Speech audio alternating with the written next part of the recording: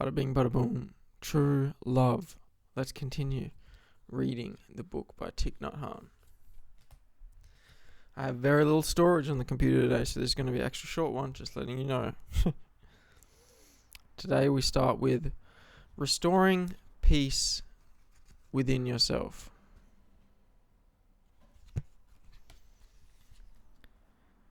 During the day, if you practice walking meditation, each step... let's just put that on mute. During the day, if you practice walking meditation, each step brings you back to the present moment. Each step enables you to touch what is beautiful, what is true. And in this way, after a few weeks of practice, joy will become something possible. You will be able to undo many knots within yourself. And if you will be able to transform negative energies into joy, and you will be able to transform negative energies into joy and peace. The Buddha said, the object of your practice should first of all be yourself. Your love for the other, your ability to love another person, depends on your ability to love yourself. If you are not able to take care of yourself, if you are not able to accept yourself, then how could you accept another person? And how could you love one? Love him or her? So it is necessary to come back to yourself in order to be able to achieve the transformation. Each of us is a king who reigns over a very vast territory that has 5 rivers. The first river is our body, which we do not know well enough. The second river, our sensations. Each sensation is a drop of water in this river. There are pleasant sensations and others that are unpleasant, and neutral sensations. To meditate is to sit down on the bank of the river of sensations and identify each sensation as it arises. The third is the river of perceptions, which is necessary to observe. You must look deeply into their nature in order to understand. The fourth is the river of mental formations, of which there are 51. And then there's a little asterisk down below. It says, in this passage, Thich Nhat Hanh presents the 5 Skanders, or aggregates. According to Buddhist philosophy, these are the elements that constitute personality or selfhood. Form, sensation, perception, mental formations, and consciousness. Mental formations include mental activities such as discrimination, happiness, equanimity, resolve, compulsion, concentration, and so forth.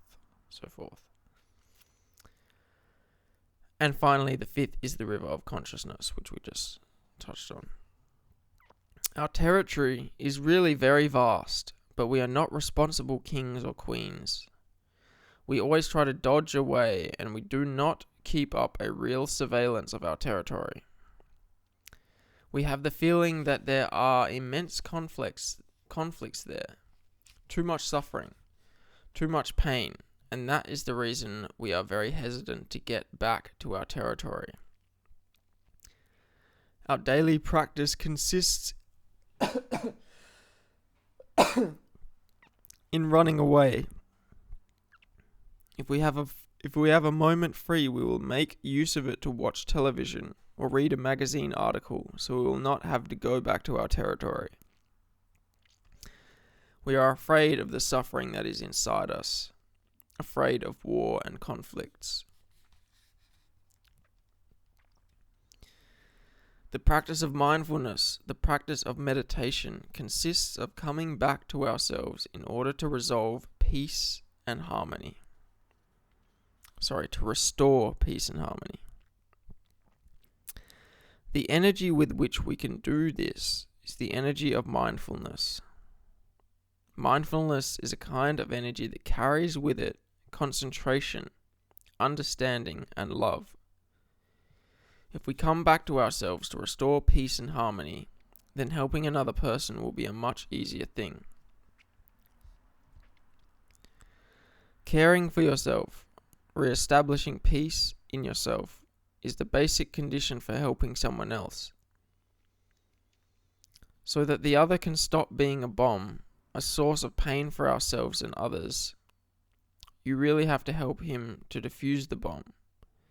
And to be able to provide that help, we have to have a little calm and a little joy and a little compassion in ourselves. This is what we get from the mindfulness in everyday life. Because mindfulness is not something that is only done in a meditation hall. It is also done in the kitchen, in the garden, when we are on the telephone, when we're driving a car, and when we're doing dishes. If you can do it in this way, 3 weeks are enough to transform the pain inside you, to bring back your joy in living, to cultivate the energy of compassion with which you can help the person you love. The practice of being there with what is beautiful and with what is healing, is something we should do every day. And it is possible to do this in everyday life.